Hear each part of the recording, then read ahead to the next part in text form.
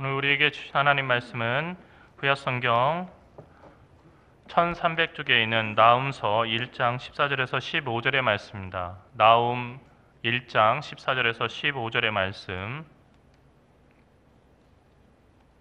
이 말씀을 제가 봉독해 올리겠습니다. 나 여호와가 내게 대하여 명령하였나니 내 이름이 다시는 전파되지 않을 것이라. 내가 내 신들의 집에서 새긴 우상과 부은 우상을 멸절하며 내 무덤을 준비하리니 이는 내가 쓸모없게 되었습니다. 볼지어다 아름다운 소식을 알리고 화평을 전하는 자의 발이 산 위에 있도다. 유다야, 내 절기를 지키고 내 소원을 갚을지어다. 악인이 진멸되었으니 그가 다시는 내 가운데로 통행하지 아니하리로다 하시니라. 아멘. 하나님은 말씀으로 세상을 창조하셨습니다. 사람도 그렇습니다. 소수의 사람들만 깨닫는 사실이지만 사람은 자기가 하는 말로 자신의 세계를 창조합니다. 사람은 누구나 메신저입니다. 메신저는 메시지 또는 소식을 전하는 사람입니다. 우리는 끊임없이 다른 사람들과 자기 자신을 향해서 메시지를 전하는 면에서 메신저입니다. 그렇게 전하다가 메시지 그 자체가 됩니다. 우리의 말과 행동, 삶이 메시지인데 바다의 파도가 끊임없이 찰싹찰싹 치면서 날카로운 돌을 동글동글한 몽돌로 만들듯이 우리의 말과 행동, 삶이 처음에는 정말로 아무것도 아닌 것처럼 우리 곁을 스쳐 지나가지만 결국 우리를 다듬고, 그리고 우리가 했던 말과 행동, 그리고 삶에 따라서 우리의 사람됨이 변하게 됩니다. 사람의 운명은 결국 그 사람이 자주 해온 말대로 되는 것입니다. 이것은 생선을 배달하는 달구지에서는 생선 냄새가 나고, 그리고 매일같이 꿀을 배달하는 달구지에서는 꿀 냄새가 나는 것과 같은 이치입니다. 여러분은 오늘 어떤 메시지를 여러분 자신을 향해서, 그리고 여러분이 만난 사람들을 향해서 전하셨습니까? 메시지 중에는 좋은 소식과 나쁜 소식이 있습니다. 그런데 사람마다 주로 전하는 메시지가 다릅니다. 어떤 사람은 남의 나쁜 소식, 험담을 듣게 되면 매우 전율하면서 이것을 어떻게 다른 사람들에게 빨리 전파할까 고민합니다. 남의 나쁜 소식만 들으면 다른 사람들에게 전하고 싶어서 입이 근질근질한 그런 분이 있습니다. 이분들은 남을 걱정하듯이 말하지만 사실은 다른 사람을 헐뜯고 모함하는 데서 묘한 쾌감을 느낍니다. 이런 분들은 자존감이 낮은 사람들입니다. 독일어에 샤데프로이데라고 하는 말이 있습니다. 샤데프로이데, 이것은 남의 불행을 갖다가 기뻐하는 것입니다. 정말로 남이 잘못됐으면은 그것을 안타까워하고 아파해야 되는데, 남이 잘못된 것을 보면서 정말로 그 마음 가운데서 고소한 생각이 드는 겁니다. 이런 사람들은 자기 자신을 그대로 사랑할 수 없고 자신이 형편없는 사람이라고 생각하는 사람들입니다. 겉으로는 그렇지 않지만 무의식 속에서 그렇다는 거죠.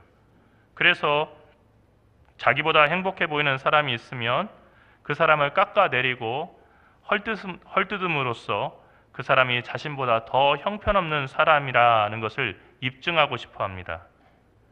내가 그 사람보다 더 좋은 사람이 되는 것이 어렵기 때문에 다른 사람을 더 나쁜 사람으로 만들어서 내가 더 나은 사람인 것처럼 느끼고 싶어 하는 것입니다. 그런데 문제는 남의 나쁜 소식과 험담을 주로 퍼나르거나 아니면 그런 말들을 계속해서 하시는 분들은 시간이 지날수록 주변에 사람이 없어진다는 것입니다. 외로워서 사람들을 찾아다니지만 사람들은 이런 사람을 피합니다. 이런 사람과 같이 있으면 계속 남의 험담과 나쁜 소식을 들어야 하기 때문입니다. 이것은 가족 안에서도 마찬가지입니다. 혈연이니까 계속해서 이어지고, 그리고 아무리 어려운 일이 있어도 함께 될 것 같지만, 그러나 남을 헐뜯고 비난하는 그 습관을 버리지 못하면 가족들마저도 그 사람에게서 멀어지고 연락을 끊게 되는 것입니다. 그러니까 남을 헐뜯고 비난하는 메시지를 계속해서 전하는 것은 정말로 인생의 중요한 때 외톨이가 되는 가장 효과적인 방법입니다.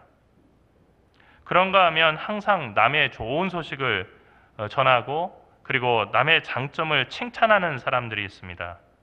이분들은 남의 장점을 발견하는 그런 탁월한 눈을 가지고 있습니다. 그리고 자신이 아닌 남을 높이고 남을 자랑합니다. 다른 사람에게 좋은 일이 있으면 마치 그 일이 자기에게 일어난 것처럼 함께 기뻐합니다. 이분들은 남을 진심으로 공감하고 다른 사람의 기쁨을 나의 기쁨으로 누립니다. 이런 분들은 자존감이 매우 높은 분들입니다. 있는 그대로의 자기 자신을 수용할 줄 알고 사랑하기 때문에 자신에게 만족합니다. 그래서 다른 사람들에게도 관심을 쏟을 그런 여유가 있는 것입니다. 자신에게 만족하기 때문에 다른 사람에게도 그 기쁨을 나누어 주고 싶어 합니다. 그래서 자신이 발견한 기쁜 소식을 다른 사람에게 또 전하는 것입니다. 이분들 주변에는 자연스럽게 좋은 사람들이 모입니다. 이분들 옆에 있으면 복된 소식을 들을 수 있고 그리고 힘이 없을 때에도 이분들 옆에 있으면 왠지 안에서 힘이 나기 때문입니다. 하지만 좋은 소식을 전하는 분들은 사람을 찾아다니지 않습니다. 가지가 번성한 나무처럼 자신의 자리를 지키고 있을 뿐입니다. 사람들은 새들이 나뭇가지에 앉아 노래하듯이 좋은 소식을 전하고 남을 칭찬하는 사람 주변에 머물기를 바랍니다. 그래서 사람들이 먼 데서부터 그 사람을 찾아오게 되는 거죠. 결국 우리가 전하는 말이 인간관계뿐만 아니라 우리 인생의 행복과 불행을 좌우하는 것입니다. 아름다운 소식을 전하고 화평을 전하는 사람은 모든 사람을 기쁘게 합니다. 하지만 불쾌한 소식을 전하고 분쟁과 갈등의 소식을 전하는 사람은 모든 사람을 함께 불안하고 불행하게 만듭니다. 여러분은 어떤 사람을 만나고 싶으십니까? 아름다운 소식과 화평을 전하는 사람입니까? 아니면 불쾌한 소식과 분쟁과 갈등만 이렇게 전하는 사람입니까? 그렇죠. 아름다운 소식과 화평을 전하는 사람이죠. 그렇다면 그런 사람들만 내 주변에 있게 만들 수 있는 방법이 있습니까? 다른 말로 악인의 무리가 아닌 의인의 무리에 거하는 방법이 어떤 것입니까? 그것은 바로 내가 먼저 아름다운 소식만 전하고 화평을 전하는 그런 사람이 되는 것입니다. 남의 험담을 하고 불쾌한 소식을 전하는 사람은 앞서 얘기했듯이 기본적으로 자기가 행복하지 않은 사람입니다. 여러분, 그 사람들 곁에 있지 마십시오. 왜냐하면 우리가 행복도 전염이 되지만 불행은 더 빨리 전염이 됩니다. 여러분, 이런 사람들의 그 옆에서 그 사람들의 험담을 들어주는 것을 마치 그 사람들을 배려하고 그리고 그 사람들을 갖다 보살피는 것이라고 착각하지 마십시오. 여러분, 이런 이야기는 계속 듣게 되면은 우리의 마음도 혼탁해지고 결국 우리도 남을 험담하고 불쾌한 소식을 전하는 그런 사람이 되는 것입니다. 이런 이야기를 전하는 사람은 자기가 행복하지 않으니까 다른 사람들도 다 불행하기를 바라는 사람입니다. 한 소년이 있었습니다. 이 소년의 부모는 아들이 실업계 고등학교를 졸업해서 안정된 공무원이 되기를 바랬습니다. 하지만 이 소년은 미술에 관심이 있었고 인문대학에 진학해서 미술을 전공하기를 바랬습니다. 결국 소년은 아버지의 강압에 의해서 실업계 학교에 떠밀려서 진학하게 되었고 공부에 대한 의욕이 생기지 않았습니다. 대신 당시의 웅장한 건물들을 스케치하는 일에 시간을 보냈습니다. 그러다가 자신의 꿈을 막던 아버지가 세상을 떠나자 소년은 어머니의 지원을 받아서 독립하게 됐습니다. 이후 비엔나 예술대학의 일반 미술학교에 진학을 꿈꾸며 112명의 경쟁자들과 함께 시험을 치렀습니다. 하지만 28명의 최종 합격자의 명단에 들지 못했습니다. 대학 진학에 실패한 이후 유일하게 자신의 편이 되어준 어머니도 세상을 떠났습니다. 하루아침에 이 소년은 고아가 되었습니다. 다행히 고아들을 위한 보조금 정책이 있어서 생계를 이어가면서 19살 때 다시 한번 미술대학 진학을 위해서 도전했지만 그의 그림을 본 교수들이 그 소년 앞에서 대놓고 이야기를 했습니다. 자네는 그림보다 건축에 더 재능이 있는 것 같네. 건축가가 되게. 하고 이 소년을 낙방시켰습니다. 대학에 실패한 후 성인이 되자 고아 연금도 끊겼습니다. 소년은 먹고 살기 위해서 엽서에 담긴 그림을 그대로 모사해서 아주 싼 값에 거리에서 파는 그 그림으로 그렇게 파는 상인에게 그 그림을 팔아서 생계를 유지했습니다. 하지만 큰 벌이가 되지 않아서 결국 복지시설에 들어가야 했습니다. 그런 때 이 소년에게 정말로 충격적인 소식이 왔는데, 그것은 이 소년이 군 징집을 기피했다는 이유로 오스트리아의 수사관들이 이 소년을 붙잡으러 온 것입니다. 우여곡절 끝에 면제 판정을 받았습니다. 그러다가 1914년 제1차 세계대전이 일어나자 바이엘은 15보병연대에 입대해서 독일군으로 싸웠고 나치당에 입당해서 정치인으로 첫 걸음을 내딛었습니다. 이 소년이 바로 전 세계를 전쟁의 불구덩이 속에 집어넣었던 세계의 악마 독일의 아돌프 히틀러입니다. 만일 이 소년 히틀러가 미술대학에 진학에 성공할 수 있었다고 한다면 세상의 역사가 어떻게 달라졌을까? 많은 사람들이 묻습니다. 사람은 자신의 마음이 지옥일 때 다른 사람의 마음도 지옥이 되기를 바라는 마음이 있습니다. 아니, 세상이 다 망해버리기를 원하는 마음이 있습니다. 이것이 프로이드가 말한 타나토스, 즉 죽음의 본능입니다. 사람 안에는 사랑하고 노동하고 하는 긍정적인 에너지로 그것을 풀어갈 수 있는 리비도라고 하는 생산적인 본능이 있는데, 그것이 마음처럼 되지 않을 때 사람들은 자기 주변과 그리고 자기 자신 그리고 이 세상에 존재하는 모든 생명들을 파멸에 이르게 하는 타나토스라고 하는 그 본능에 붙잡혀서 그렇게 세상을 망가뜨린다는 것입니다. 그렇다면 내 마음이 때때로 비참하고 우울하고 불행하면 다른 사람에게 불쾌한 말과 분쟁과 갈등의 소식만 전할 수밖에 없는 것인가? 우리 마음이 불행하면은 그냥 어쩔 수 없이 그렇게 살아야 되는 것인가? 미안하지만 그렇지 않습니다. 우리는 자신이 비참하고 우울하고 불행해서 남에게 불쾌한 말과 분쟁과 갈등의 소식을 전하는 것이 아닙니다. 오히려 우리가 남에게 계속해서 불쾌한 말과 분쟁과 갈등의 소식을 전하는 데 익숙하기 때문에 우리 마음이 비참해지고 우울하고 불행한 것입니다. 여기에 우리의 삶을 놀랍게 변화시킬 수 있는 비밀이 들어 있습니다. 그것은 바로 비참하고 우울하며 불행한 삶을 변화시키고 싶다면 내가 남에게 하는 말 그리고 자신에게 하는 말을 바꾸라는 것입니다. 우리는 남에게도 이야기를 하지만 끊임없이 소리 없는 그 말을 통해서 우리 자신에게 이야기하고 혼자 중얼거리는 그 말을 통해서 자기 자신에게 얘기합니다. 이것을 셀프 토크라고 얘기합니다. 자기 대화입니다. 이 자기 대화를 통해서 우리는 부정적이고 남에게 상처를 주는 말, 남을 폄훼하는 말, 더럽고 악한 말, 이것을 우리 자신과 다른 사람들에게 이야기하는데 먼저는 자기 자신에게 그런 이야기를 한다는 것입니다. 이런 말들을 다 제해버리고 대신 주님께서 기뻐하시는 긍정의 말, 치유의 말, 남을 일으키고 살리는 말, 깨끗하고 선한 말을 하라는 것입니다. 처음에는 이것이 잘 안 될 수가 있습니다. 어색하기도 할 것입니다.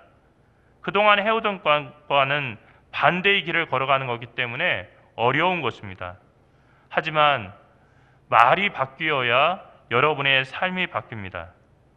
우리는 나이가 들수록 남의 이야기에 귀를 기울이기보다는 내 이야기를 하는데 열심을 냅니다. 주로 어떤 얘기겠습니까? 과거 얘기입니다. 그리고 어떤 얘기겠습니까? 왕년의 내가 하는 그 이야기입니다.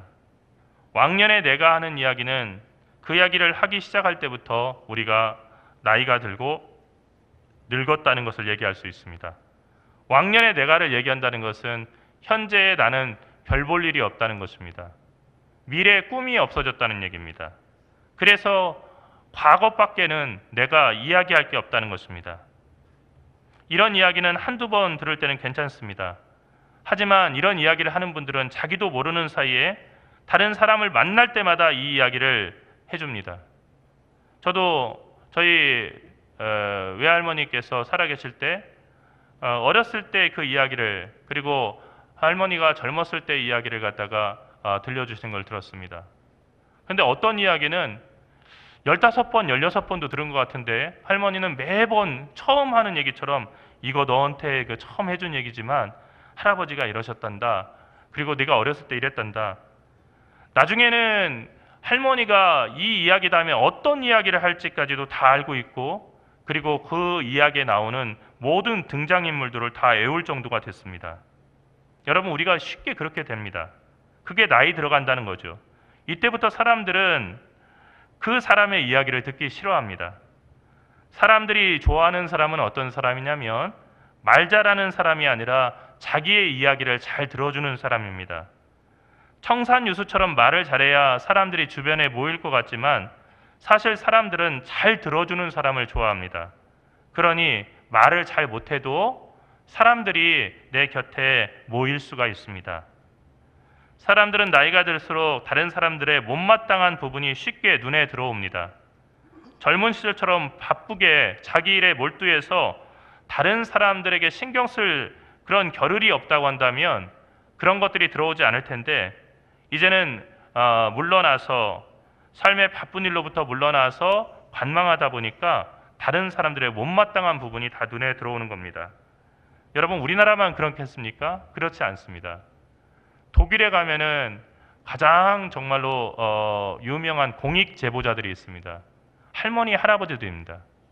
옆집에 이사 오면은 창문으로 이렇게 내다보면서 어떤 규칙을 어기는지를 갖다가 보고, 그리고 어기면 바로 전화를 합니다. 쓰레기를 조금만 분리수거를 잘못해도 신고하고, 그리고 조금만 그 소란한 소리가 나도 경찰이 옵니다. 누가 신고했나 보면은 다 이웃집 할머니, 그 할아버지입니다. 그리고 정말 시간이 많으니까 뉴스 같은 것들도 다 봐서 사실 우리 한국 사람들보다도 한국 소식에 더 밝습니다. 그리고 우리 한국 사람들이 이사 오게 되면은 당신 노스 코리아에서 왔냐, 사우스 코리아에서 왔냐 하고 물어보고, 혹시 김정은 아냐고, 만난 적 있냐고 이렇게 물어보기도 하면서 다 관심을 둡니다. 왜 그럴까요? 지금 당장 내가 이렇게 급하게 해야 될 일이 없기 때문이에요. 인생을 향기롭게 살아가는 비법은 남을 관찰하고, 그리고 그 사람의 못마땅한 부분을 발견하는 대신에 자기 자신을 되돌아보고 자기 자신에게 집중하는 것입니다. 내가 살아온 삶을 살펴보고 또 앞으로 나의 남은 삶을 어떻게 살아갈까를 생각하는 거예요. 제가 우리 예배 때마다 성도들과 함께 말씀을 읽읍시다, 말씀을 씁시다 하는 이유는 말씀을 읽을 때 그런 일이 일어나기 때문입니다. 말씀을 읽을 때 내가 누군지 깨닫게 됩니다. 말씀을 읽을 때 나의 허물도 알게 됩니다. 말씀을 읽을 때 참회가 있게 되고요. 말씀을 읽을 때 주의 위로가, 평강이 나와 함께 한다는 것을 깨닫게 됩니다. 그때 우리는 남의 그 눈치를 보거나 아니면 남의 험담을 하는 대신에 정말로 내 삶에서 일어나고 있는 하나님의 놀라운 은혜를 감사하고 감격하며 그 기쁨을 나눠줄 수 있는 사람이 됩니다. 오늘 말씀에 나오는 이 나훔이라고 하는 예언자는 니느웨에 대해서 하나님의 심판을 선포했습니다. 니느웨는 이스라엘의 민족의 원수였습니다. 이 나훔은 니느웨 신전에 새긴 우상과 샘물을 부어서 만든 우상을 다 멸절하고 니느웨를 위한 무덤을 준비할 것이라고 하는 하나님의 메시지를 전했습니다. 니느웨는 이스라엘에 비해 강한 나라였습니다. 그 힘을 가지고 이스라엘을 혹독하게 괴롭혔습니다. 이러한 니느웨의 악행을 지켜보신 하나님께서는 이스라엘을 위해서 니느웨를 심판하시고, 그래서 더 이상 이스라엘을 괴롭히지 못하게 할 것이라고 하는 소식을 나훔에게 전하게 하셨습니다. 아름다운 소식이라고 하는 것은 바로 이스라엘을 괴롭히던 니느웨가 무너질 것이라고 하는 소식이고, 그리고 이스라엘의 고난이 끝날 것이라고 하는 소식이었습니다. 영원할 줄 알았고 결코 무너지지 않을 줄 알았던 니느웨를 하나님이 심판하신다고 하는 소식이 이스라엘에게는 정말로 기쁘고 그리고 감격적인 소식이었습니다. 다른 나라가 망하게 되었다는 소식을 아름다운 소식, 화평이라고 말하는 것은 적어도 사랑을 이야기하는 성경, 그리고 하나님의 사랑이라고 하는 것을 믿는 우리에게 무리가 아닌가 생각할 수 있습니다. 하지만 하나님의 최종적인 목적지는 니느웨를 멸망시키는 것이 아니었습니다. 그 증거가 무엇입니까? 요나서입니다. 하나님은 요나를 억지로 보내셔서 니느웨를 회개하라고 전하게 하셨습니다. 니느웨가 뉘우치고 돌아와서 멸망을 피할 길을 요나라고 하는 선지자를 강제로 보내면서까지 그렇게 이루어 가신 것입니다. 요나는 민족의 원수인 니느웨가 회개하고 돌아와서 멸망하지 않게 하려는 하나님의 뜻에 반대했습니다. 하지만 하나님은 그런 요나를 불러서 니느웨의 회개를 선포하라고 하셨습니다. 결국 우리가 잘 아는 것처럼 물고기 뱃속에 들어갔다 나와서야 요나는 하나님의 말씀에 순종하고 니느웨에 가서 온 그 니느웨 사람들, 그러니까 니느웨 왕과 모든 백성들에게 하나님의 이 메시지를 전했습니다. 그러자 놀라운 일이 일어났습니다. 니느웨 왕과 모든 백성들 그리고 짐승들까지 죄를 뒤집어쓰고 참회하면서 하나님께 돌아온 것입니다. 하나님은 오늘 또 우리의 입술을 통해서 죄인이 돌아와서 회개하고 새 생명 얻기를 원하십니다. 하나님은 우리의 입이 살리는 입이 되기를 원하십니다. 다른 사람들을 험담하고 저주하는 그런 입이 아니라 바로 하나님의 생명의 사건을 전하는 입이 되기를 원하십니다. 그러므로 하나님의 심판은 구원의 사건이고 하나님의 자비의 증거입니다. 하나님이 왜 심판하시냐면 하나님은 우리가 깨닫고 돌아오기를 원하시기 때문에 심판하십니다. 하나님은 왜 심판하시냐면 우리를 바른 길로 가게 하시기 위해서 지팡이와 막대기로 우리를 치시고 그리고 우리를 인도하십니다. 하나님은 우리가 저주와 전쟁의 소식을 전하는 대신 아름다운 소식과 화평을 전하는 그런 아름다운 입이 되기를 원하시고 그런 소식을 전하는 아름다운 발이 되기를 원하십니다. 이 시간 하나님께서 여러분의 입술을 이사야에게 그러셨던 것처럼 제단 숯불로 정결하게 하시기를 바랍니다. 그래서 여러분의 입술이 변해서 이 세상을 아름답게 다시 회복시킬 수 있는 그런 기쁜 소식을 전하는 그런 입술 되게 하시기를 간절히 축원합니다. 기도하겠습니다. 살아계신 하나님, 은혜와 사랑을 감사합니다. 하나님을 믿고 의지한다고 하지만 우리는 기도하는 입술로 망령된 이야기를 입에 담고 또 다른 이웃들을 험담하며 헐뜯고 그리고 비난하는 이야기를 담는데 우리가 함께 그 입술을 사용했음을 이 시간 회개하고 참회하오니 저희를 불쌍히 여겨 주시옵소서. 기도하는 입술로 남을 축복하게 인도하여 주시옵시고 기도하는 입술로 남의 상처를 싸매어주고 치유하는 말을 하게 인도하여 주시옵시며 기도하는 입술로 우리가 만나는 모든 사람들에게 평안을 빌고 복을 빌어줄 수 있는 그런 입술 되게 인도하여 주시옵소서. 그래서 저희의 말을 통해서 세상이 조금 더 아름다워지고 세상이 조금 더 살맛나게 되며 삶의 용기를 잃어버린 사람들이 우리를 통해서 주님의 자비하신 음성을 들을 수 있게 인도하여 주시옵소서. 사랑하신 예수 그리스도 이름으로 간절히 축원하며 기도리옵나이다.